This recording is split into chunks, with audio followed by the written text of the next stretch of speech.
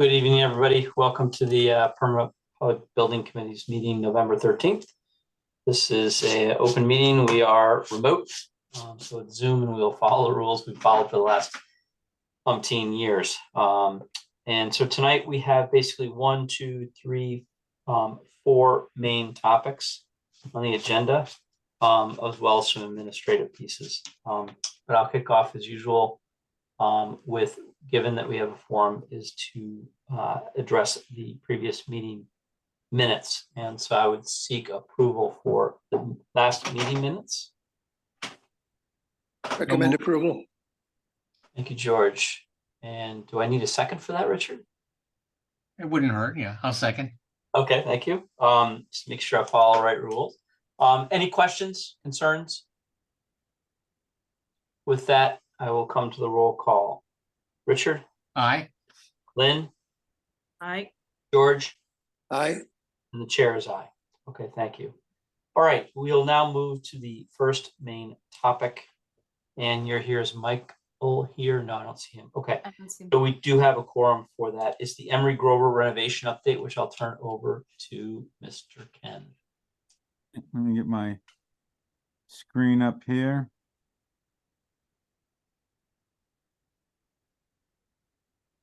There is Emery Grover.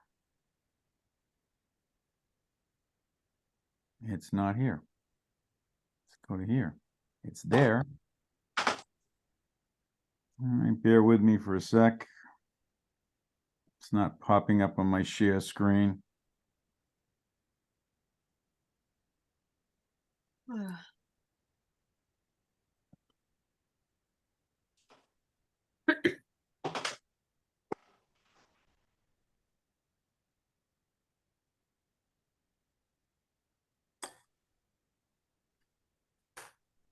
Ken, do you want me to share my screen? No, I got it. I got it.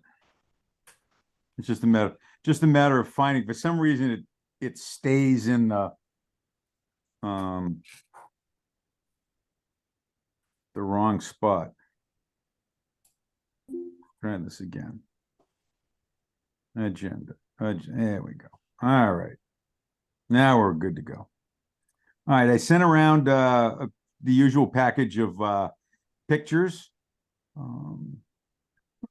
Brief update: the structural steel is complete. The brick repairs and the chimneys in the exterior in cavity walls are ongoing. The face brick repairs are all complete. Gutter installations about 90%. They're also working on the roof. They started just in the last couple of days with the dormer for the mechanical room on the north side of the building. The north stair install is complete, and they're demoing the rest of the south stair. Hopefully on Wednesday or Thursday, they'll start installing that south stair. And they've finished the installation of the third floor flooring itself, and finished the concrete on the lower level. So that, in a nutshell, is where we are with the ongoing work. Any questions there? Don't see any hands raised. Okay. Number of items. Some of these items in the ACL you've seen. The new ones are the last 5. Self portico ceiling removal, which was required, not anticipated, but required to get the brick arches completed. Revisions to some wall and electrical and things of that nature by the furniture design. Some tile and LVT changes. There's a conflict in the north stair with the window and the beam supporting the landing. And then the late gypcrete install. We're working our way through that because that's probably going to have to be done in December now, and they were anticipating doing it without heating. So we'll see where that takes us. Any questions with the ACL? Sort of, but it's probably more for the budget. Ken, I was just reviewing the last couple ACLs, and I think the big one, just noticing the contingency budget where we stand now. I just want to understand what was the big item total for that structural stuff that we contended with? What did it ultimately come out to? I know we discussed it briefly Well, last meeting, but I just want to tie the numbers. yeah, the masonry work itself, let me flip down because it's in this current change order. The masonry work itself for that cavity work on the exterior walls was a little under 768,000. But there's also the potential of at least 2 months, which is reflected in the ACL, at least 2 months of the exterior brick. And this December gypcrete install would be also part of that because of the schedule bump. Yeah, and that if I remember, we were up over 900,000 with the estimated until we really got closer and closer. So it's actually come down Yes. to Yeah, it 768 did, plus the 90 or so. So we're below the 900 there. Correct. And- We shaved money off of the exterior brick repair and took some money off of what they were originally anticipating, a 4-month delay. It's probably going to be 2, maybe a little over. But until they actually finish and they're on track, weather permitting, to finish with that grouting and all on the exterior walls next week. Yeah, and I think that leads me to the next question at some point in this discussion is just with the, I think it's the 800 or so that's left in the contingency. Based on the budget we have, are there any areas that are of concern at this point, risk-wise, that may push against that 800 at this stage? Well, obviously, as I noted, the ACL. late gypcrete install will, and any, really at this point, it's any other possible weather-related items that may crop up as a result of pushing the enclosure of the building out further. They- Well, that's what I think we just need to watch for as we start to really build out the interior. Is Absolutely. that's where I would be most. I hate to say the word concerned, but that's the area where I plan to create the most focus It's a- because I it's a think 800 concern. is not a lot.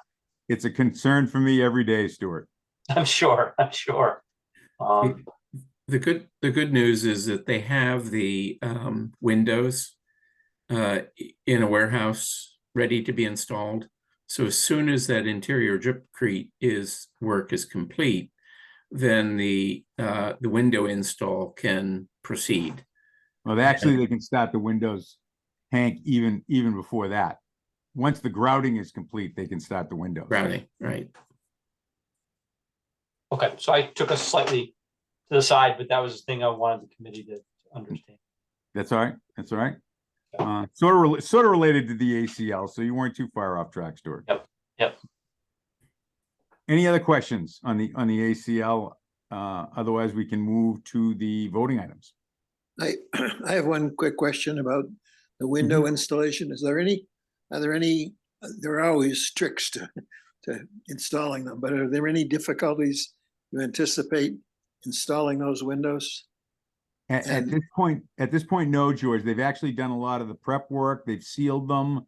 They've got their blocking in. They're weather allowing. They're doing the ice and water shield wrap on them. They were cleaning sills today, so they'll have those openings will be ready. Any need for a mock-up or not? We're No, beyond that. We've gone through that already. Yeah, okay. So you don't anticipate any major, obviously, it's always tricky to put the windows in and so forth. But Right. it sounds like it's nothing out of the ordinary. No. The tricky part maybe with some of the arch windows because the moldings are tough, but beyond that, if we need to temporarily enclose some of the arch windows, so be it. The majority of them will be in though. Majority of them are just the straight rectangular ones.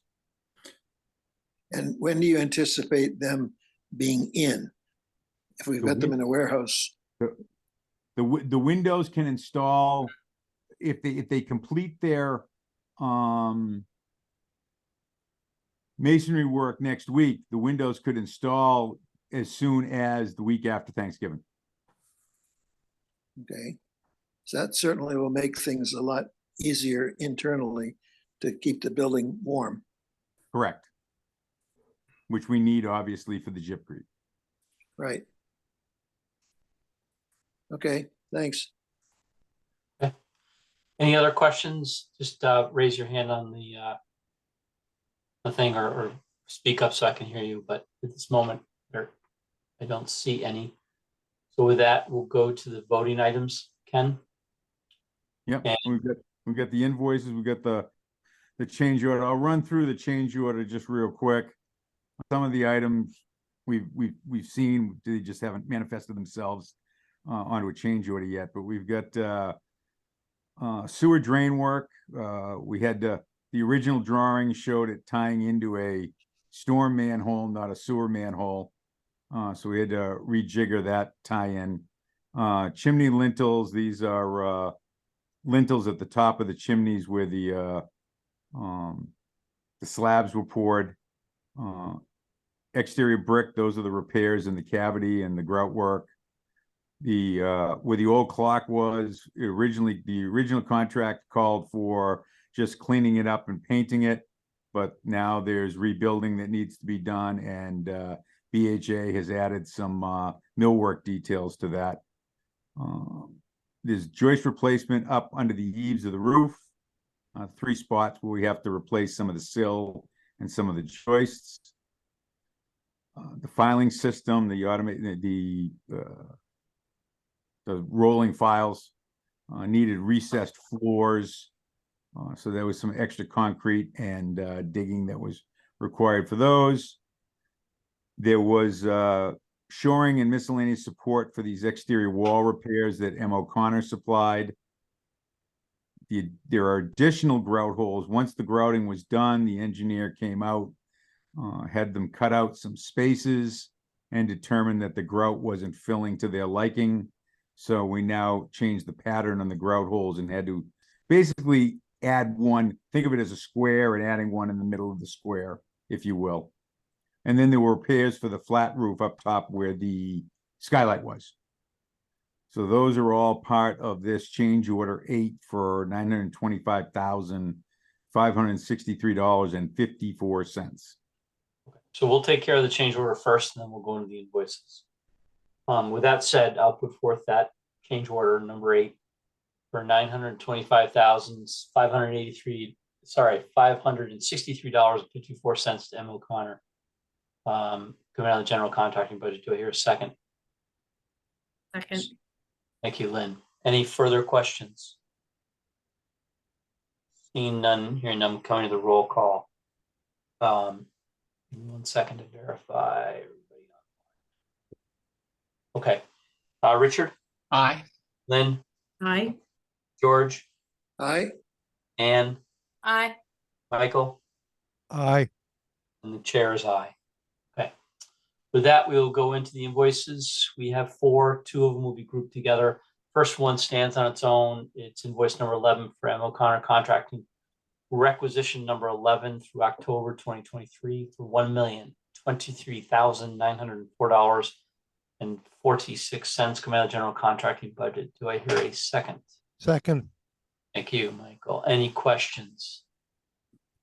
Hearing none, seeing none, coming to the roll call. Richard, Aye. Lynn, Aye. George, aye, Ann, Aye. Michael, Aye. chair is aye. Okay. I'm going to group the next 2 invoices of the same budget item. Invoice number 26 from BH&A for September 2023, Emery Grover for $118,468.36.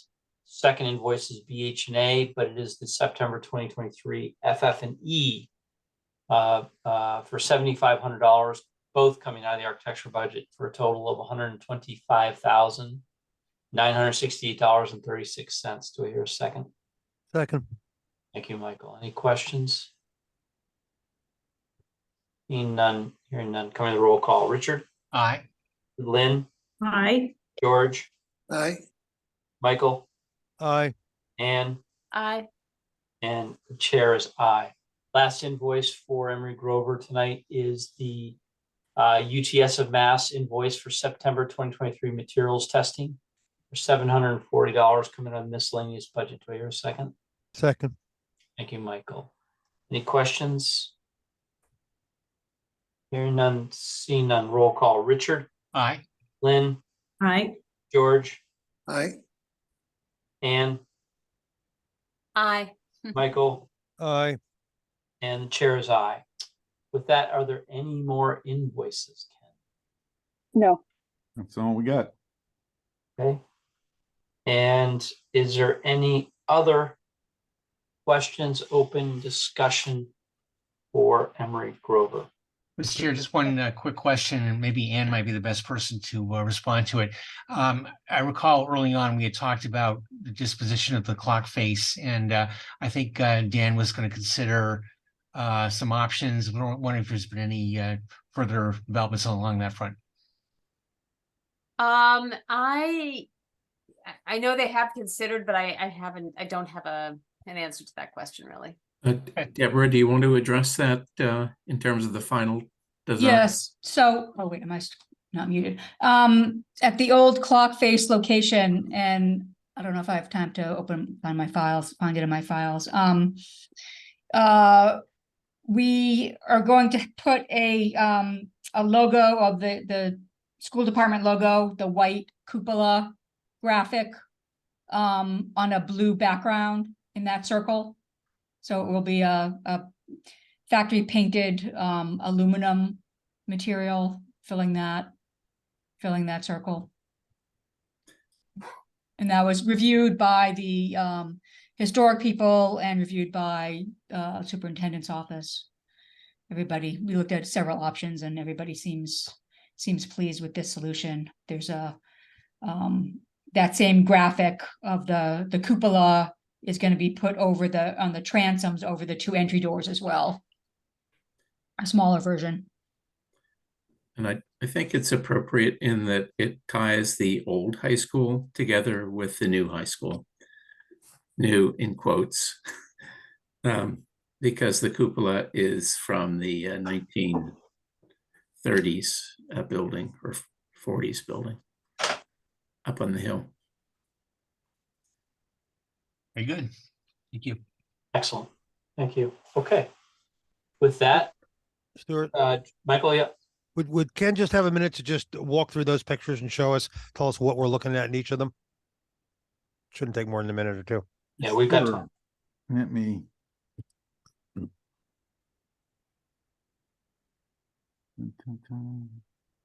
Just the two pictures in his recent post with the new Yep. brick going up.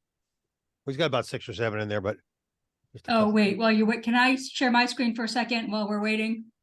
Yeah, go ahead, Deborah. So this is the elevation of the building. Can people see my screen? Yep. Okay, I can zoom in. Let me see if I can zoom in.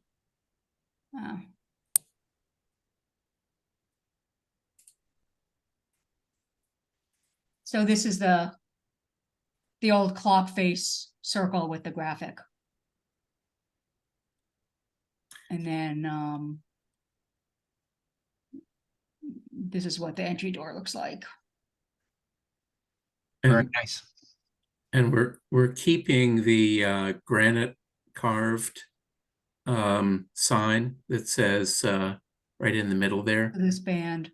Needham High School. That was hiding under the one that said school administration. So this is really just exposing what was there and leaving it alone. And after much discussion, we concluded that it wouldn't be confused as being the Needham High School because we also have a sign out front. Will that be a monument sign, or where is the sign for school administration? Yes, it's a monument sign. It's a rectangular sign close to the sidewalk.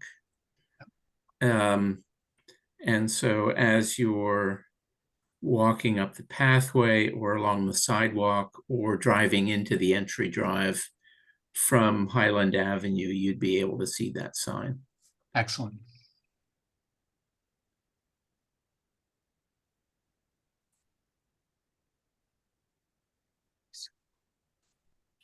Okay, All right. the pictures you got, Ken, or?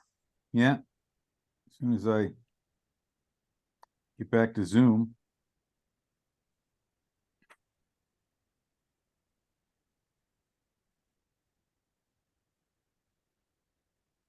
Okay.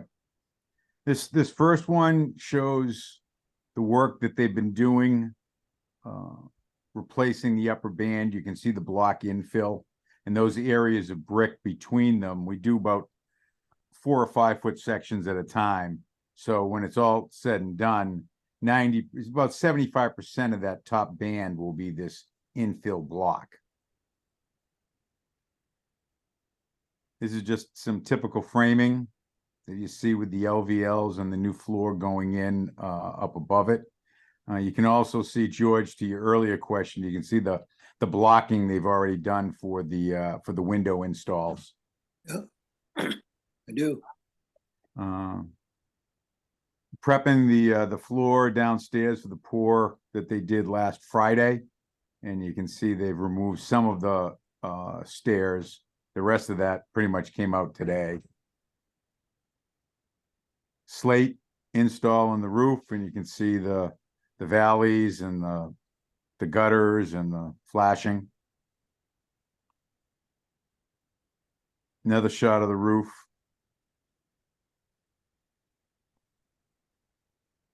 Good shot of the gutter. Nice and shiny. We're taking bets on how long it stays nice and shiny.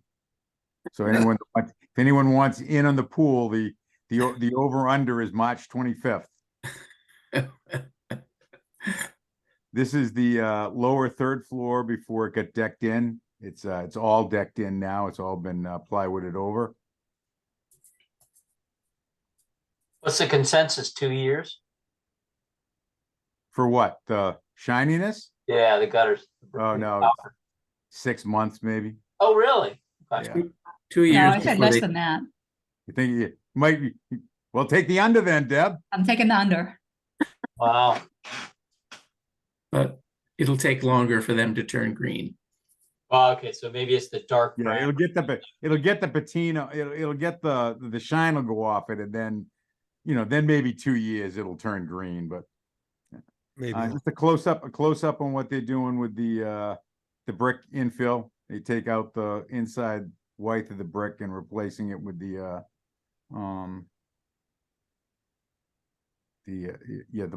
block. Well, that's it. Thank you.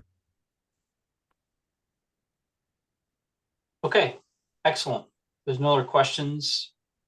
I will recommend that we end this, close out the Emery Grover topic, and then shift to the RTU replacements. So thank you to the Emery Grover team and user group. So with the RTU replacements, I got the schedule, Hank.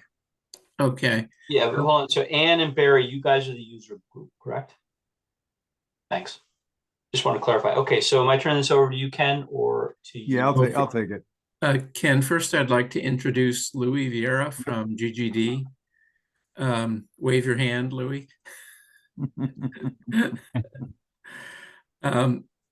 He is taking over for Matt. Matt, as you may know, has left GGD.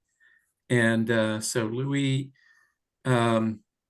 is taking over for the and his team, I should say, but Louis is taking the primary lead for the design of the Broadmeadow School, but also they have other team members who will be working on the construction associated with the Elliott School.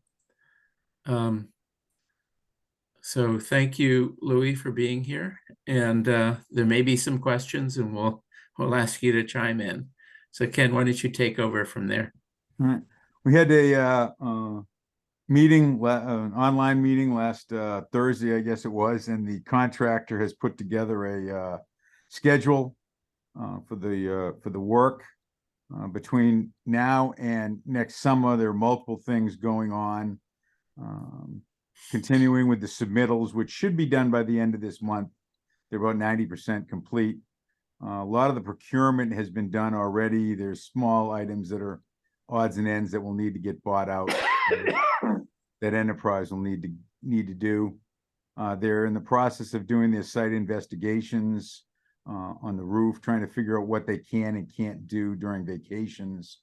They're gonna try and do during the winter break in December and January. They're gonna try and do the rough in the mechanical rooms, doing some of the pipe work. And then in April vacation, they're gonna look to install some of the steel posts on the roof for the for air handler 1. And then April vacation also maybe do the domestic hot water intakes through the roof into the mechanical room.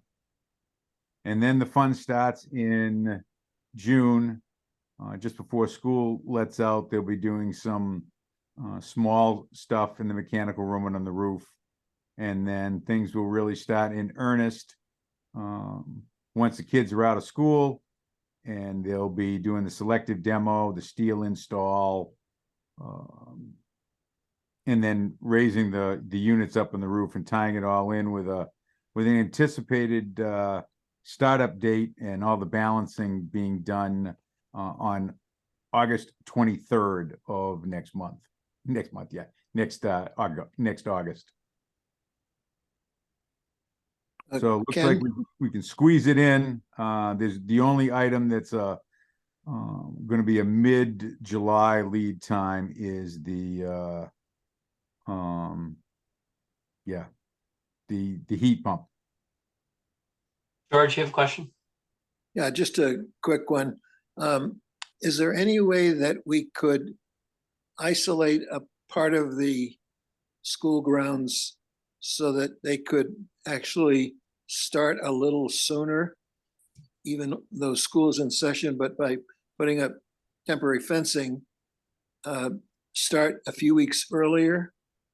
They can't start the heavy lifting until the kids are out of school. So they're scheduling everything they can do while the school is still occupied. Okay, But So the rest of it will happen once the kids are out of school. So to partially answer your question, yes, they will be staging the site prior to I'll just call it the main kickoff, if you will. Yeah. But they certainly can't start lifting stuff up on the roof. oh, I understand, but are they planning on staging an area where they fence it off ahead of time? Haven't gotten into that level of detail with them yet, George. Okay. Sure. They might be able to do that on a weekend prior to that, so that they can at least get the staging done, and so that when school does close, they can hit the ground running. We can discuss that, but all the bidding was anticipated with no overtime and no weekend work. So if they do that, it'll cost more money. Yeah, I understand, but sometimes that's Sometimes worthwhile. there's an advantage to it. Absolutely. I think we will have the numbers by that time. We'll have a better idea of what kind of fluff we have because we're going to have the numbers for Broadmeadow at that point. And actually, this might be a good point to shift into sort of that look ahead, if you will. GGD is working on the design development and all right now.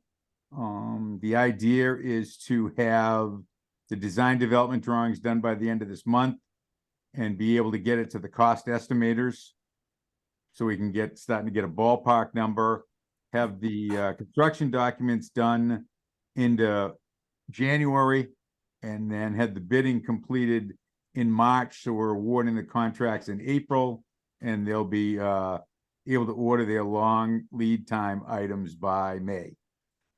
So we'll have those numbers when it comes time to look at that staging, George. We'll have the numbers for Broadmeadow. We'll know if we've got some extra money lying around that we can spend to try and speed things up a little. Yeah, I was just thinking about it from that staging perspective. Other than that, I don't see any advantage to having them work overtime unless there's a need, and we see a crunch coming later, but Right. Yeah, and Okay. That, that will handle at the time the kind of rears its ugly head, so to speak. yep. plus All right, thanks. we, All set, we- George? Thanks. Yep. Oh, Hank, well, okay. Go ahead, Hank and Barry. I'll add on to that a little bit. The lift points, the pick points are likely to be in the teacher parking area, which is to the north, I guess, of the school, and the front drop-off area. So both of those areas are, and the north area also does bus pickup.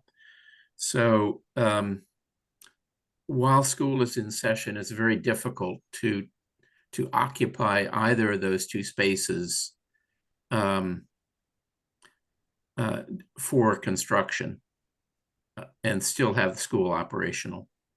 Okay, Our hope is that we'll have no school snow days, and we'll be able to start at the early point of the schedule as opposed to later in the, I guess, potentially there's a 5-day difference. right. Mention that advantage to Dan. He'll probably try to meet it. He always does. Almost always. All right, Good. Barry? I just want to add on to what Hank said. It's actually not a challenge. It's impossible. We can't stage anything until the kids come, because one of the things is we can't pull those units off the roof to put the new units on until the school is completely empty. However, there is some good news. And Ken, I think, or Hank, you have we know that the units are going to be delivered to the boneyard prior to school ending, so they will Right. be local. Not, we're not going to be waiting for shipping. They will be on site locally They'll be at the They'll be at at the the rig, they'll boneyard. be at Shaughnessy's yard. Yep. The rigger's yard. Good. Okay. Anything else, Ken, besides the invoices? Just the invoices. Okay, with that, I will then move to the invoices. We have 3 invoices tonight. The first one is for enterprise equipment. It's requisition number 1 through October 2023 for $41,705 coming out of the general contracting budget. Seek approval. Second. Second. Thank you, Richard. Any questions? Hearing none, coming to the vote. Richard, Aye. Lynn, Aye. George, Aye, Anne, Aye. Harry, Aye. and the chair is aye. Second invoice is for GGD Consulting, October 2023 services for $4,698.12 coming out of the designer budget. Do I hear a second? second. Thank you, George. Any questions? Hearing none, seeing none, coming to roll call. Richard, Aye. Lynn, Aye. George, Aye, Anne, Aye. Barry, Aye. and the chair is aye. Last invoice for the RT replacement project tonight is the NV5 September and October 2023 commissioning for $1,144.65. It's coming out of the miscellaneous budget. Do I hear a second? second. Thank you, George. Any questions? Hearing none, seeing none, coming to the roll call. Richard, Aye. Lynn, Aye. George, Aye, Anne, Aye. Barry. Aye. And the chair is aye. And with that, there are no more invoices for the RT replacement. Any other final comments, questions? With that, I will close down the RT replacement. We're 5 minutes ahead, so hopefully we have the others here. I see Shane is here, Barry's here. I don't know if we've got Weston and Sampson representation, but the next agenda item is the DPW feasibility study for the final report. So I turn that over to you, Hank. Yeah. And Louis, thank you very much. You are welcome to listen, but you don't have to. All right. Thank you very much, guys. Appreciate it. Thank you, Thank Lou. Thanks, Louis. Take care. So we've been back and forth. The only adjustments since the last presentation were some minor edits to the executive narrative. I know all of you have had a chance to scrutinize it and didn't know if there were any specific questions. I'll come back to this when we go over the schedule for the PBBC for next year. But the executive summary and then Appendix N, which was the preferred master plan layout, I think was pretty clear. I can share my screen if that's necessary, or if there are any questions and you want to review that. I think we have a few extra minutes, Hank. I don't want to belabor too much, but I think it might be worth putting up just the recommendation or where the team is leading, not the PVC, but user group in terms of the direction of the DPW as it will be put into the request for capital, I believe. Yes. Just so everybody gets a clear idea of the direction taken, which is certainly much different than it was when we started. You mean the layout, physical layout, or the No, just financial? the approach. So to me, well, it's good to summarize where we think the estimated dollars are, but we're far from being able to iron that out. But from the feasibility, if I'm correct, there is a guiding principle of moving to using existing RTS space. DPW space 74 is off the table.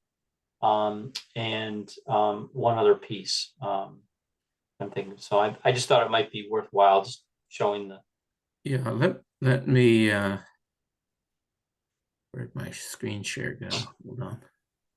Let me share my screen. I can review some of that. There we go. Is that visible? Yep. Okay, so the key here in this fourth option was that, well, first of all, the guiding principle was the ability to break the construction into 4 separate phases. And in doing so, contain the total cost associated with the project.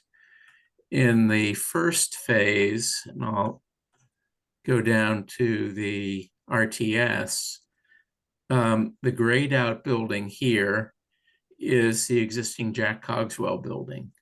The intent on the first phase of construction would be to add that which is in the tan color here, so that there are 5 bays for the maintenance facilities that would be relocated from 470. And they would have the associated common area and office and locker room spaces and storage spaces associated with maintaining the existing DPW facilities. The conclusion was that this was the most appropriate location for that department because a lot of their work, one of the heaviest demands for repairs is actually coming from the vehicles that are associated with the RTS. And during the off-season, they have the ability to pull vehicles and equipment out of the storage bays at Jack Cogswell and work on them during those off-season periods.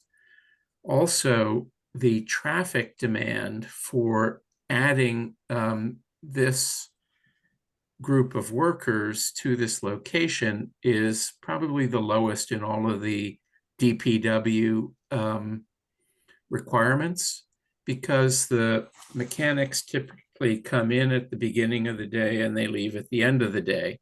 There's not as much coming and going during the day that you have currently at 470.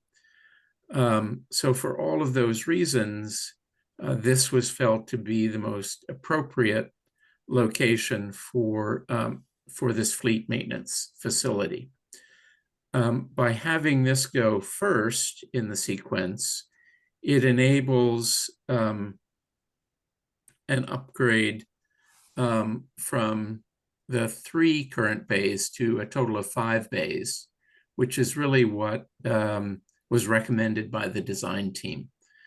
The hurdles, of course, are the planning approvals, and there'll need to be additional blasting of the rock, and potentially and likely a tie-in to the sewer. And the sewer is further down Central Avenue at Mark Tree. So there'll be work both in the street and coming up to that point. But that seemed to be the appropriate place for that facility.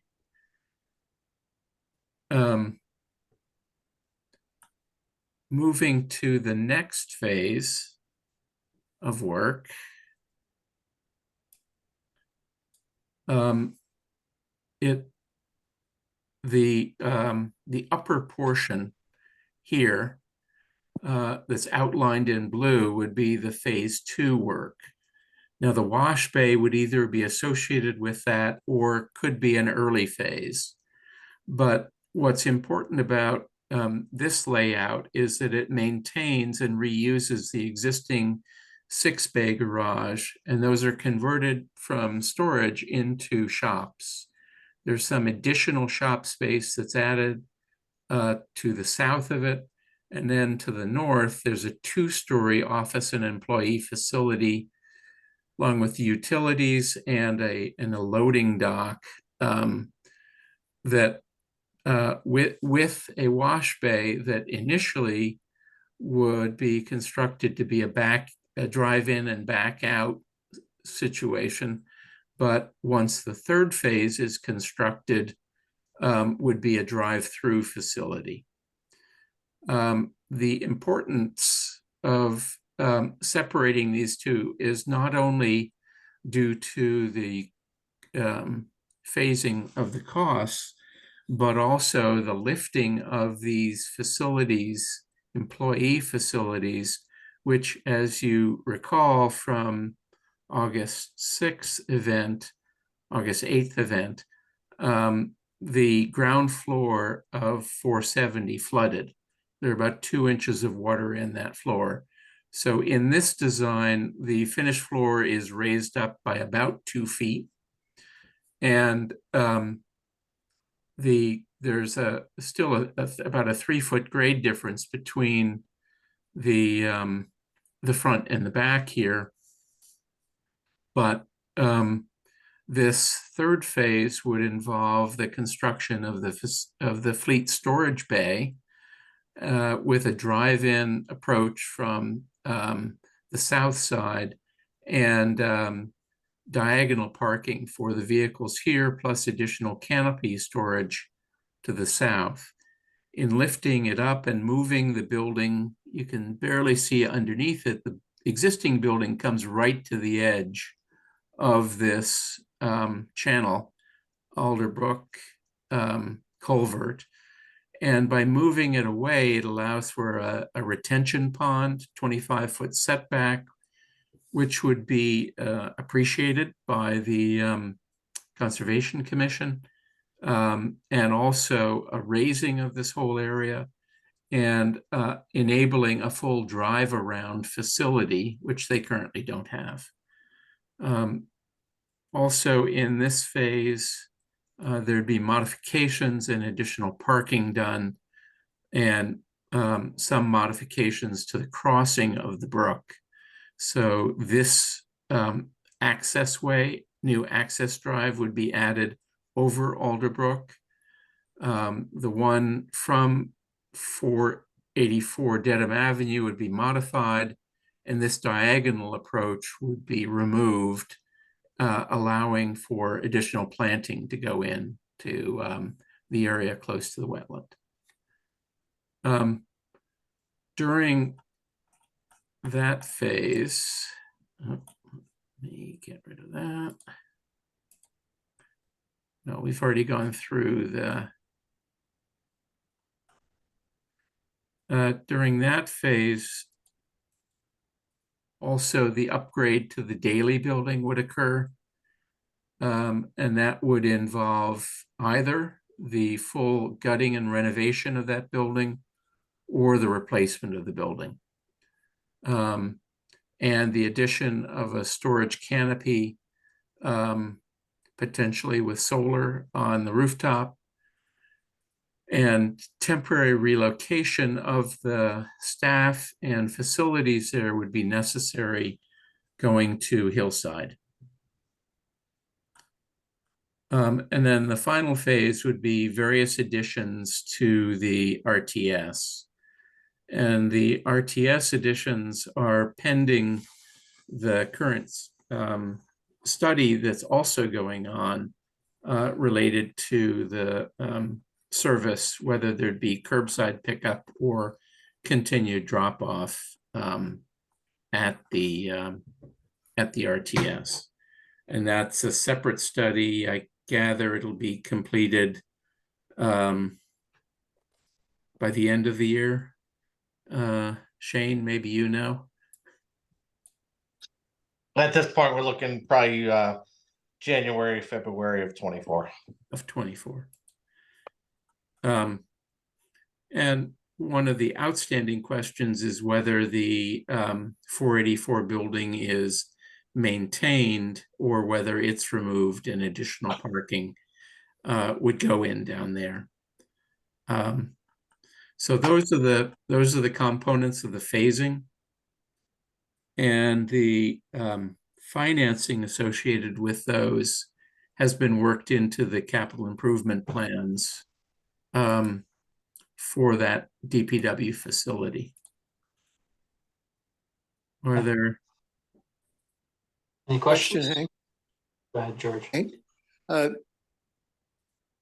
know that the current building at 484 is in poor shape, and it might make sense to take it down and just use it as parking, but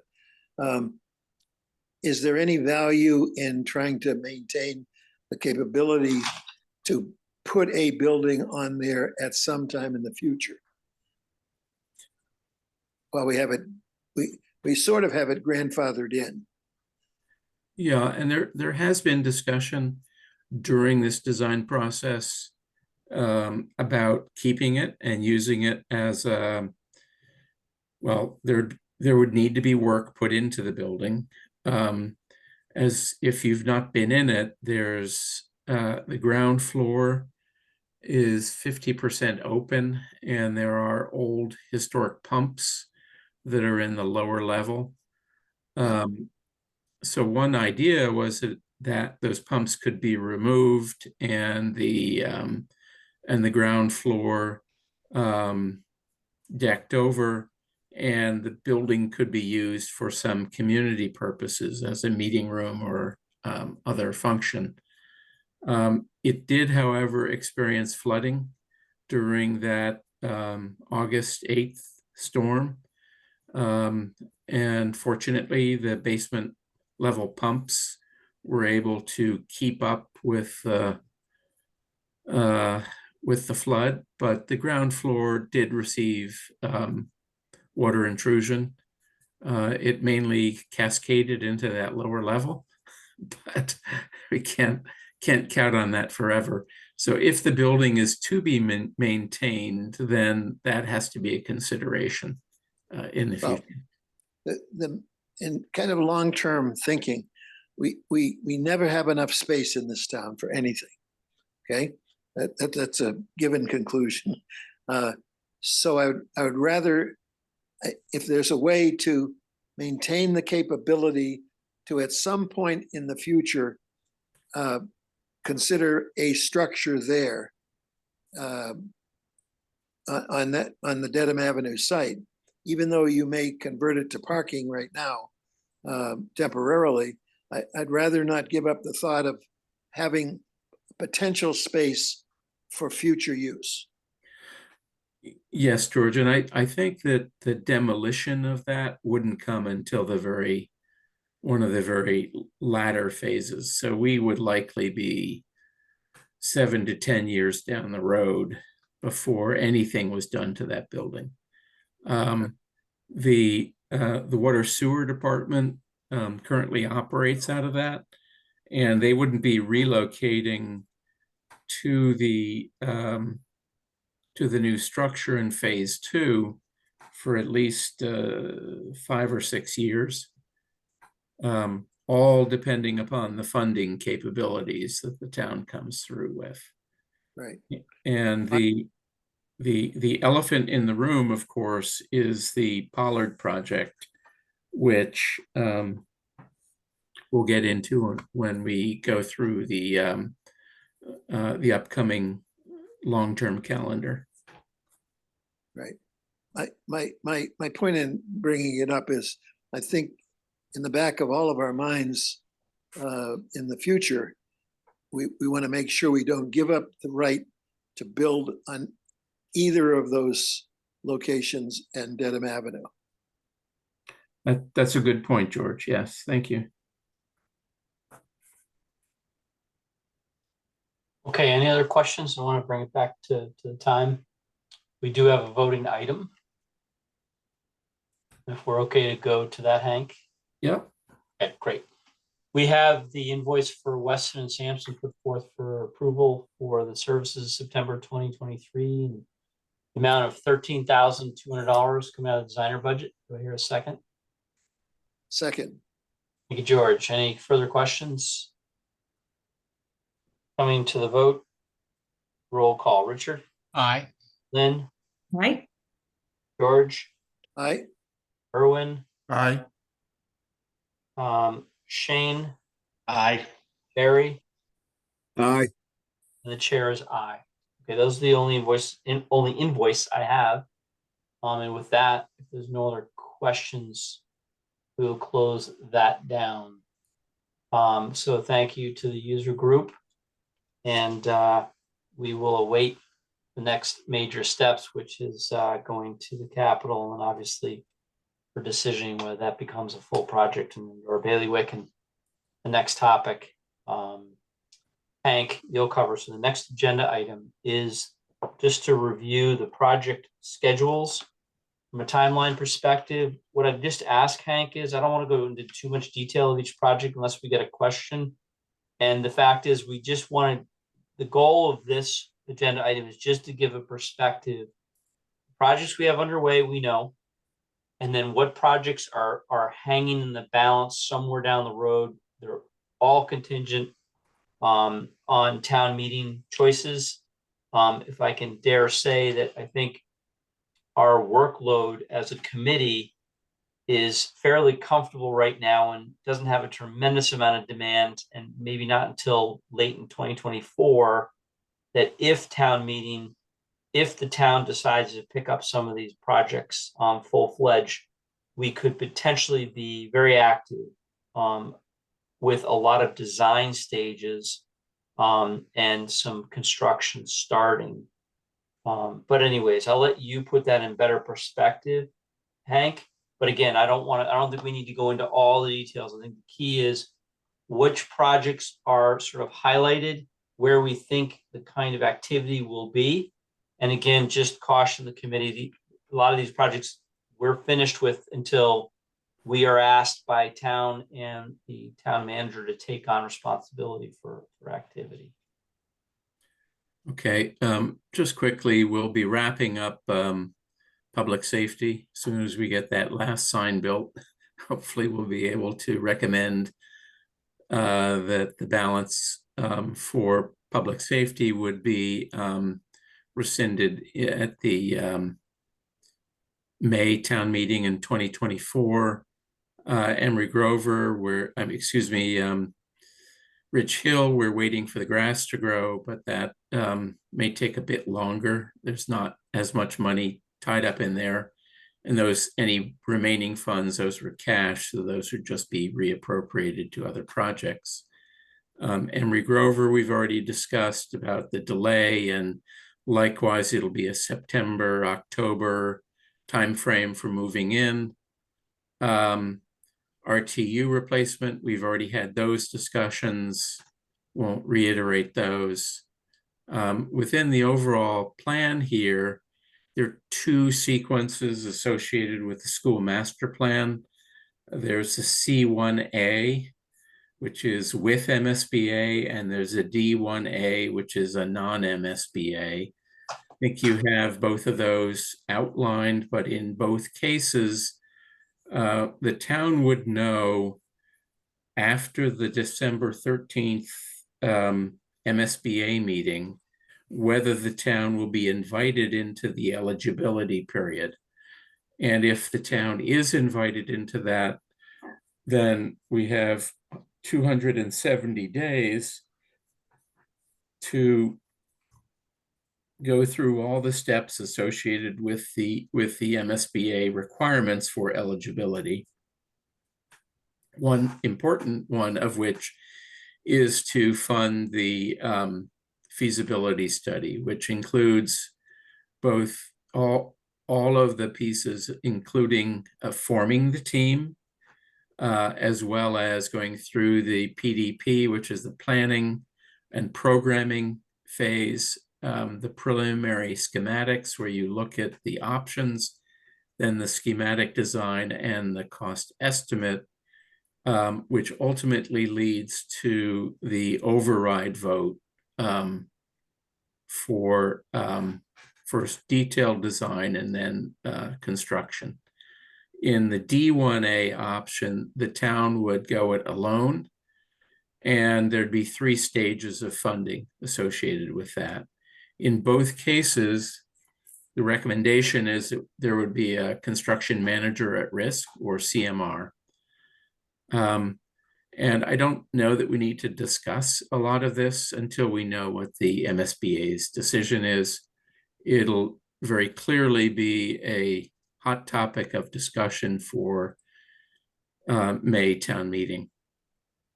The other 4 studies that we've completed, 3 of which would be simultaneously looking for funding at that May town meeting in 2024, the phase 1 of the DPW, which includes that fleet maintenance facility at Jack Cogswell Building, the auditorium at Newman, including all of the upgrades for the Newman School auditorium.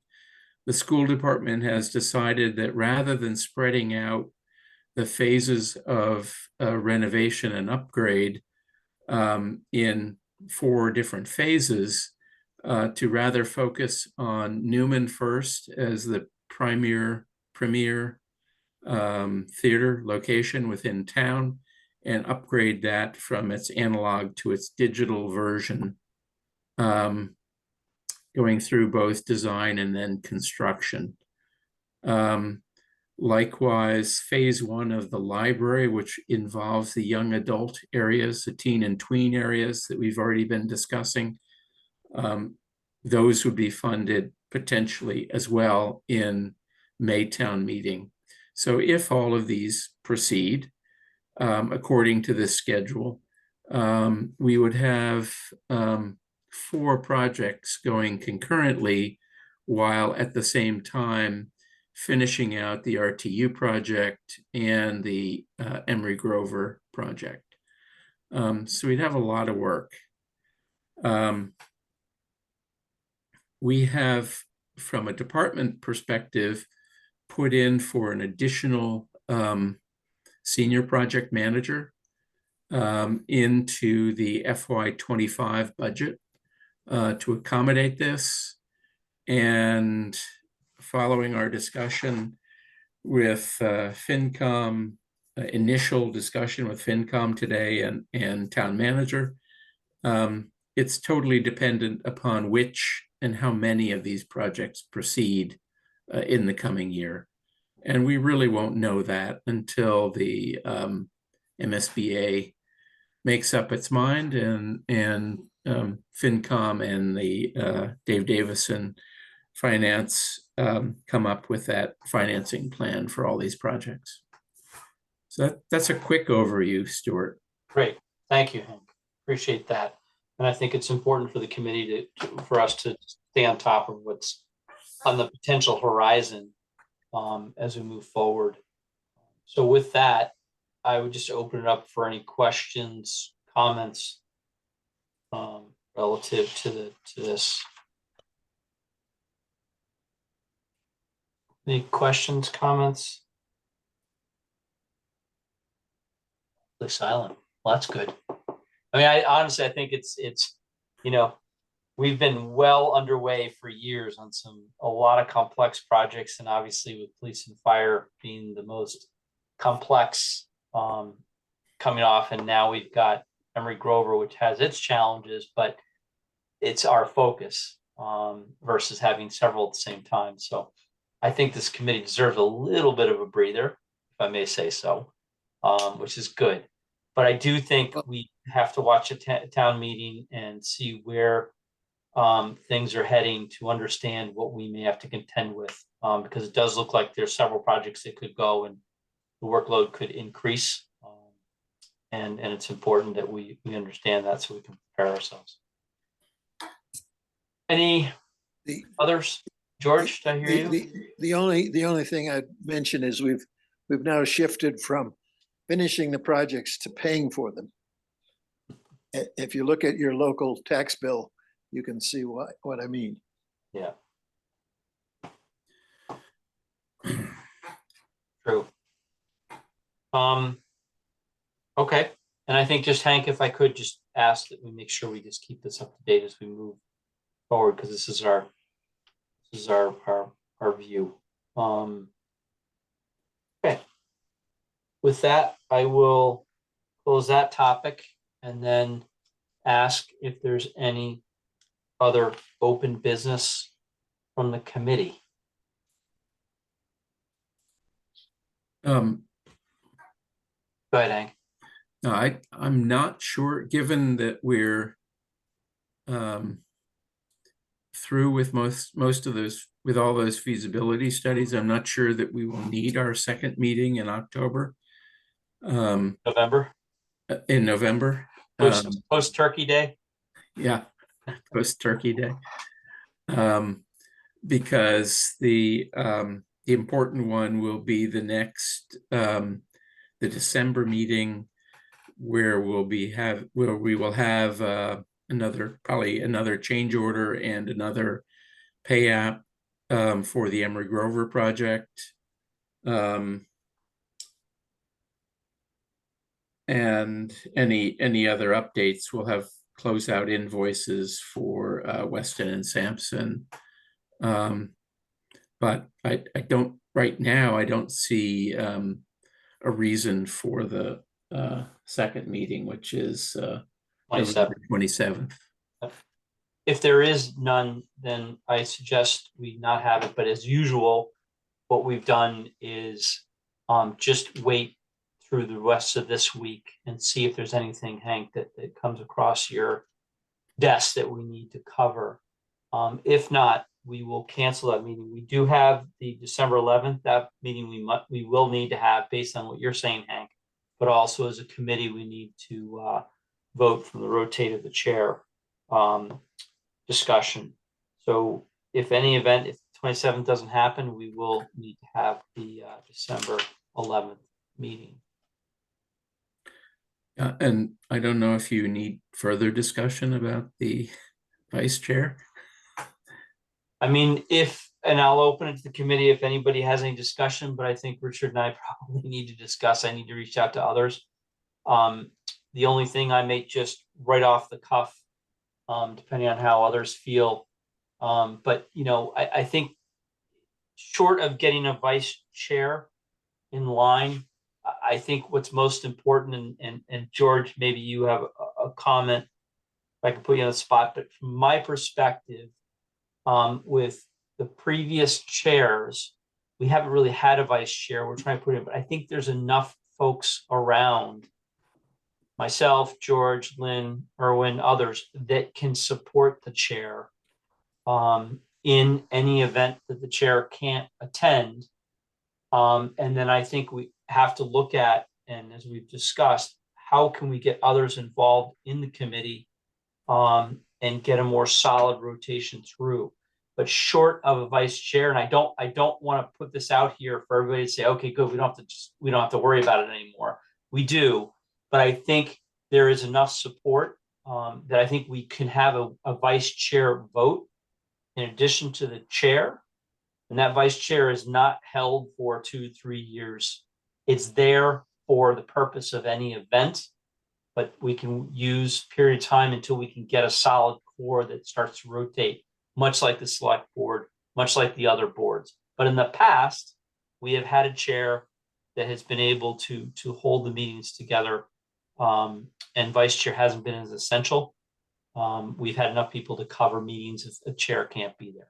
So with that said, I'll just, again, open it up for any conversation, or George, if you have any opinion from that perspective as the more senior member. Well, that works, but the reason we suggested the vice chair is to have someone in the wings that would, if possible, step in as chair and know that, and pay close attention to how things operate from that perspective rather than just be a member of the committee. I'd still like to have that happen, but the other issue tied to that, however, is the current attendance for a couple of our committee members. And we really need to, I think, do something about that, because if we had 2 members that really had the commitment to be at most of the meetings, then there would be an opportunity for them to become vice chair or chair. And if they're not, then it really dwindles the number down. I mean, not everybody's meant to be chair of a committee, but if you had enough members that really were participating, fully participating, then you have a much better chance of having that happen. So I don't necessarily think that's something for the committee to discuss. That's for the chair to discuss with the town manager. Yep. Great. I would agree. But it really does affect the performance of the committee long-term. That's why that's part of the reason we moved people off the committee previously. And it's not fair to the other members of the committee if not everybody's participating.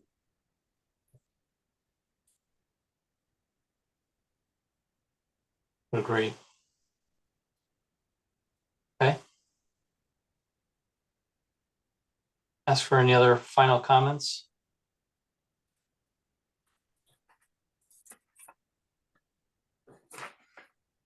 Take that as there's no comments.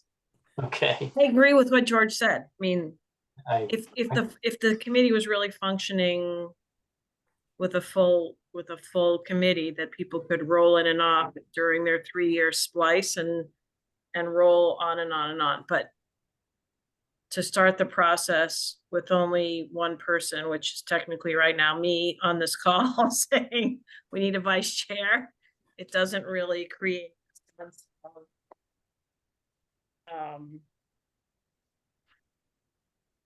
positive movement forward, because if I feel I can't take it, then you don't have anywhere else to go because the other 2 people aren't here. Right. Anyway, I think some action needs to be taken. As difficult as that is, Stuart, having been involved in it a number of times, it really is necessary to happen. Yep. I think I hear that loud and clear for the last couple of meetings. So I will take that action offline and have the discussions, and then also talk to the town manager and see if we can begin to open up some of broader broadcast of this committee and seek others. But I'll take that action and report back to the committee. Good. Okay. Now, you're doing such a great job, Stuart, that I thought there was another activity that you should start to work on. And that activity is to find a way to bring the Patriots back.